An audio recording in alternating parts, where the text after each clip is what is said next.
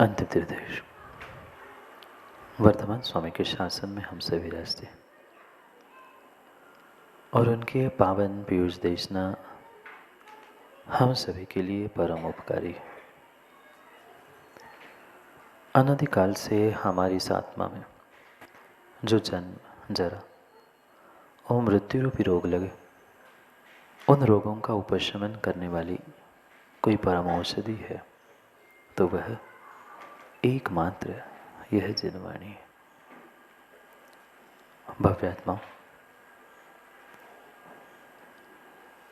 जीव ये जान रहा है कि अनादि से इस दुखमयी संसार में वह दुख उठाता रहा। क्या आप नहीं जानते? जानते। सभी जीव इस बात को जानते हैं कि संसार में दुख है, कष्ट है, परेशानी है, पर जितना वह जानते हैं वह सत्य को मान क्यों नहीं पा रहे? क्या ऐसा कारण है जो सत्य जानने के बाद भी हमें मानने नहीं दे रहा है? हर व्यक्ति जानता है, घर में, परिवार में, समाज में, संसार में दुख है, ये जानता नहीं है, अनुभूत भी करता है। अनुभूत नहीं किया जानता है, अनुभूत भी करता है, पर उससे छूट क्यों नहीं पा रहा? क्यों नहीं उससे छूट पा रहा है? क्योंकि ऐसी अनादि की दुर्वासना, अनादि के संस्कार आत्मा में पड़े हैं। वह सोचता भी है, पर सोचते सोचते ही मन पलट जाता है। विचार करना, अपनी आप बीती पर, अपनी स्वयं की आप बीती पर थोड़ा सा विचार करना। क्या जो मैं कह रहा हूं मैं ऐसा नहीं होता? विचार नहीं करते ऐसा भी नहीं है, करते हो विचार। यही नहीं, कई बार घर में भी जब लड़ाई झगड़े होते हैं, विकल्प होते हैं, क्या होता है मन में ये नहीं आता कि हमें तो छोड़ना है बस, पर कितनों मिनटों के लिए? पुनः वही संस्कार, पुनः वही दुर्वासना और पुनः पुरानी बातें याद आती है और हम आज की बात भूल जाते हैं।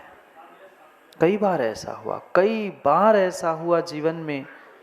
कारण जो मिथ्यात, अविरति, प्रमाद, कसाय आदि के जो संस्कार मेरे भीतर, मेरी आत्मा में अनादि से पड़े हैं, उन संस्कारों से मैं निकल नहीं पा रहा हूँ। संस्कारों से निकल नहीं पा रहा हूँ जब तक उन विषय भोगों की आसक्ति, जब तक कसायों की परिणति, जब तक इंद्रिय विषयों की वासना से हम दूर नहीं हो पाएंगे, तब तक क्रमशः अपनी शक्ति, अपनी उपासना को मैं प्राप्त नहीं कर सकता हूँ। मात्र भगवान की मंदिर में उपासना करने से काम होने वाला नहीं है। मात्र कह रहा हूँ, करना पड़ेगी, करना ही है, पर मात्र उतने से काम नहीं होगा। उस परमात्मा के साथ इस अंतरात्मा को, परमात्मा शक्ति को भी समझना होगा, पर आसक्ति से दूर हो तब ना। आत्मा की उपासना तब होगी जब हम इंद्रियों की वासनाओं से कभी उठने का, उभरने का प्रयास कर पाए। क्या करें? आत्मा में ऐसे अनादि के ये वासनाओं के, विषयों के, आसक्ति के संस्कार ठूस ठूस के भरे हैं कि व्यक्ति सोचता है, निर्णय करता है, कल से मुझे ये पाप नहीं करना है, पर पुनः जैसे निमित्त मिलते हैं, पुनः वो काल आता है, पुनः घटनाक्रम दिखता है, और पुनः पिघल जाता है, रहने दो, एक बार और फिर छोड़ देंगे। क्या सोचता है? बस आखिरी बार, अगली बार बिल्कुल नहीं करूंगा। ऐसा करते करते बचपन गया,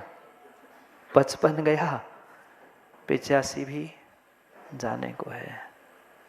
पर हर बार यही सोचता है, नहीं बस ये आखिरी बार, बस इतना आखिरी बार, इतना आखिरी बार। ऐसे करते करते आखिरी भव भी शायद कितने हो चुके, पर फिर भी उस अनादि के संस्कारों से उभरने का जीव प्रयास ही नहीं कर पा रहा। हमें अपने आत्म तत्व से प्रीति करनी थी, जो प्रीति विषयों से, भोगों से, इंद्रियों से, कषायों से, शरीर से, शरीर के सगे संबंधियों से थी, वैसी ही प्रीति मुझे अपने आप से करनी थी, अपने आप से करनी थी। सत्यन जी, शादी हो गई? शादी हो गई? नहीं, मुझे पता है, पूछना पड़ता है सबके सामने, इसलिए पूछ रहा हूँ। बहुत सारों की हुई शादी, शादी तय हुई थी और अभी शादी होने के लिए समय था। चेहरे, आंखें, शब्द किसके सुनाई दे रहे थे, किसके दिखाई दे रहे थे? गौर से विचार करना। शादी अभी हुई नहीं थी, पर पक्की हो गई थी, सगाई हो गई थी, या पक्की भी हो गई थी। किसका चेहरा दिखाई देता? कौन याद आता? आज के युवाओं से तो पूछ लो, रात के 2 और 4 पता नहीं किन बातों में हो जाते हैं। घंटों घंटों बातें और पुनः पुनः वही। आज तो फिर भी मोबाइल है, पहले मोबाइल नहीं था, साधन नहीं थे, फोन भी लगाना था पड़ता था तो कहीं बाहर जाकर लाइन में खड़े होकर लगाना पड़ता था। तो सीमेंट उस समय पर सहजता से ही जिससे प्रीति होती थी, क्या उसका चेहरा, उसकी बातें पुनः पुनः कानों में, पुनः पुनः आंखों में नहीं आती? आती है, पक्का आती है। भले ही हम उस अनुभूति को भूल चुके हो या स्वीकार नहीं करना चाहते हैं, पर जैसे उस व्यक्ति के प्रति, उस स्त्री, उस पुरुष के प्रति, कन्या या उस बालक की, युवा के प्रति जैसी दृष्टि, जैसी प्रीति थी, ऐसी प्रीति आज तक मेरे स्वयं के प्रति मेरी नहीं हुई। जो प्रीति पर पुरुष, पर स्त्री, पर व्यक्ति, पर वस्तु के प्रति कुछ काल, कुछ समय तक होती है, क्योंकि अब वो नहीं है। क्या नहीं है?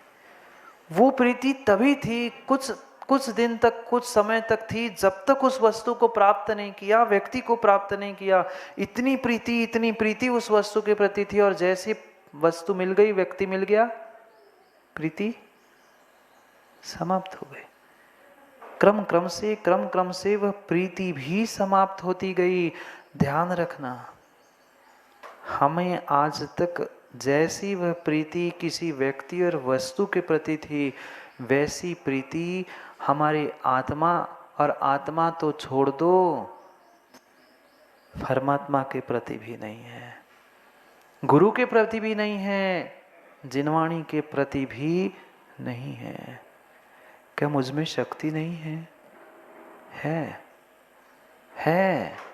जिस कन्या को कभी आपने देखा भी नहीं था, मात्र माता पिता ने कह दिया कि अमुक कन्या, अमुक की बेटी अमुक के यहाँ पक्की हो गई है, क्योंकि पहले ज़माने में देखने का और आज के ज़माने जैसा ट्रेंड नहीं है कि 4 बार मिलो, अलग से मीटिंग करो, और कोई ट्रेंड नहीं था।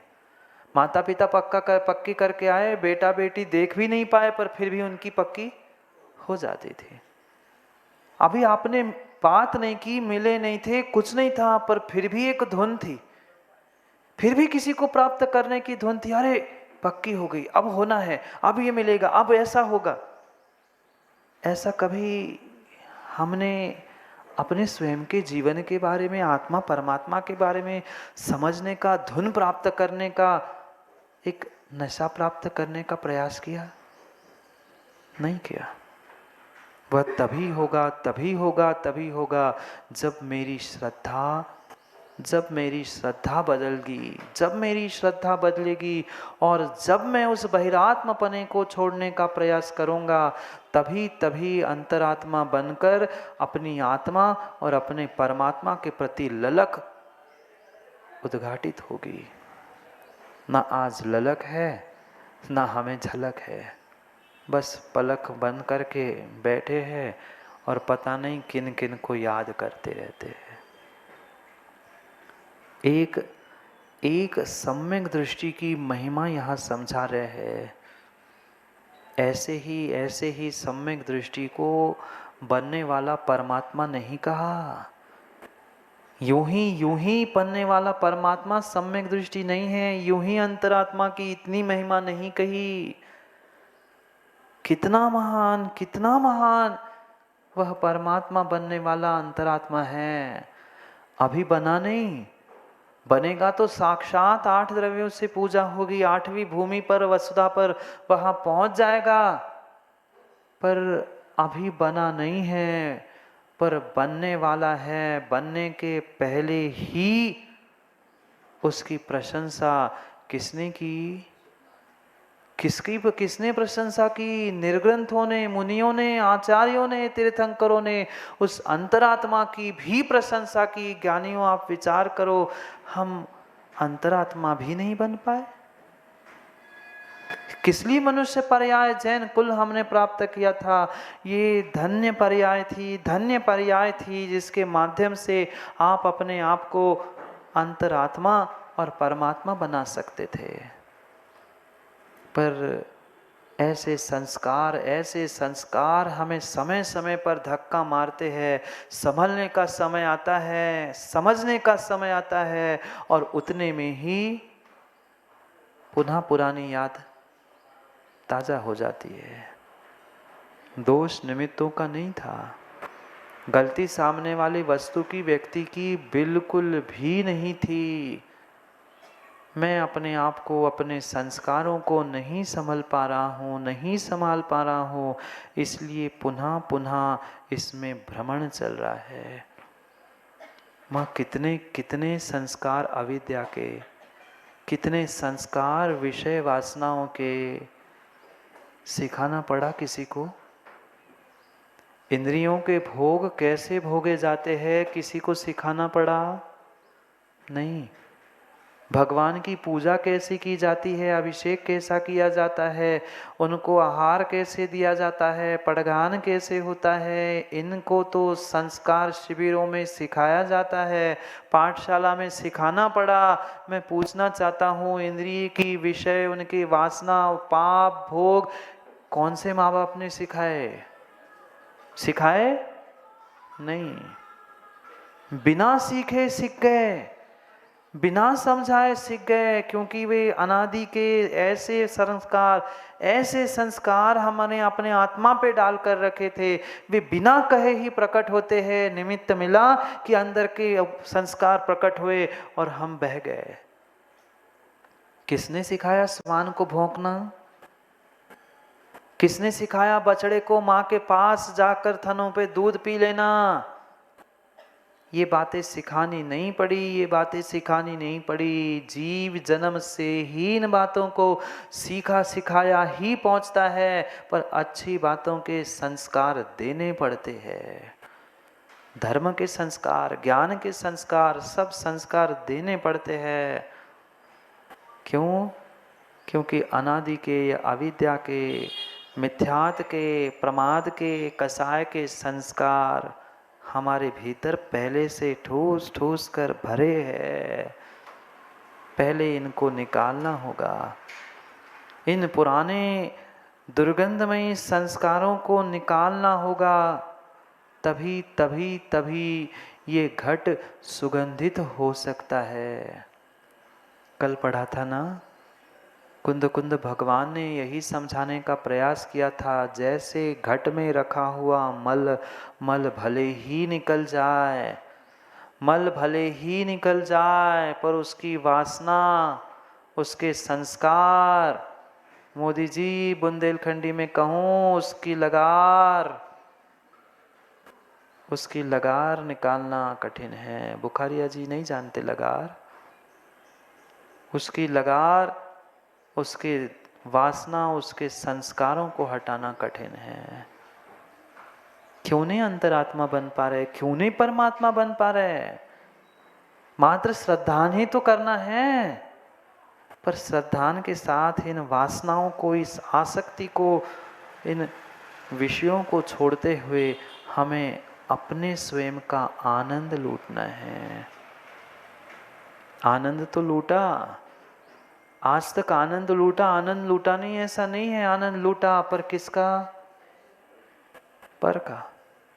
इस इंद्रियों के माध्यम से, इन इंद्रियों के माध्यम से आज तक मात्र पर का, दूसरों का आनंद हम लूटते रहे, अपना स्वयं का आनंद नहीं लूट पाए, अपना स्वयं का आनंद नहीं लूट पाए। सत्य को समझो, अपने आप से, अपने परमात्मा से प्रीति करने का प्रयास करो। जैसे ही कोई व्यक्ति जिसके प्रति आपकी प्रीति थी, जो आपके लिए इष्ट व्यक्ति था, इष्ट वस्तु था, कोई आता है, माँ चेहरा कैसे खिल जाता है, कैसे खिल जाता है। मात्र खबर आ जाए, फोन आ जाए कि 10 वर्ष बाद, 5 वर्ष बाद, और वर्ष नहीं कई महीनों बाद बेटा घर में वापस आ रहा है, सुनते ही फोन पर ही चेहरा खिल जाता है। कोई मायके से आने वाला है, सुन ले तो और फूल जाता है। क्यों? आ गया था, अभी व्यक्ति आया नहीं था, पर आने की सूचना सुनते ही तुम्हारा चेहरा बदल गया था। ऐसे ही मैं परमात्मा बनने वाला हूँ, मैं सम्यक दृष्टि हूँ, ये सुनते ही तुम्हारा चेहरा, तुम्हारा रूप, तुम्हारा रंग, तुम्हारे भाव सब बदलने चाहिए। मैं ही तो परमात्मा बन सकता हूँ, मैं परमात्मा बन सकता हूँ। अरे मंदिर जाना है, कई क्षेत्र में, कई शिखर जी जाना है, माँ कितनी तैयारी, कितना आनंद होता है कि अरे बरसों बाद मैं शिखर जी जा रहा हूँ, भगवान के गुरु के दर्शन करने जा रहा हूँ। अरे तब मुझे आनंद होना चाहिए कि मेरे भीतर परमात्मा की शक्ति है, मैं परमात्मा में भगवान बनने जाना हूँ। ये जिसको प्रीति, ये जिसको आनंद प्रकट होता है ना, वो कभी विषयों में आसक्त हो ही नहीं सकता, हो ही नहीं सकता। क्या करें हम, निधियों के विषयों में आसक्त होकर उनका ही आनंद लूट रहे हैं।